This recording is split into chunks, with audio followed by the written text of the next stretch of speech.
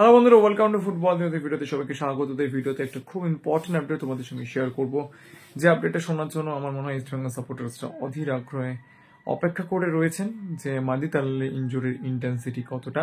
তো আজকে সকালবেলা তার স্ক্যান হয়েছে। আপাতত ইনিশিয়ালি যতটা আপডেট আমাদের কাছে এসেছে, মাদি তালালের ইনজুরিটা যথেষ্ট গুরুতর এবং তিনি এই সিজনের একটা সিগনিফিক্যান্ট পার্ট মিস করতে চলেছেন।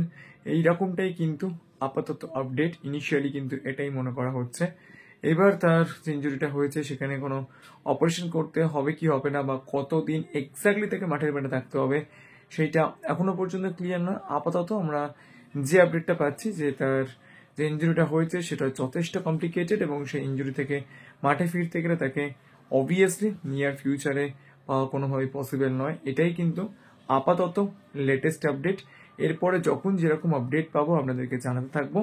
এইটুকু বলতে পারি, এই সিজনে তাকে ইস্টবেঙ্গলের পাওয়ার চান্স আর সেরকম ভাবে নেই বললেই চলে। যদিও আমরা ফার্দার আরো মনিটরিং করব, ফার্দার আপডেটের দিকে আরো নজর থাকবে, কিন্তু আপাতত আমরা ইনিশিয়ালি এইটুকুই অ্যাজামশন করতে পারছি after the primary scan he may be out of the whole season.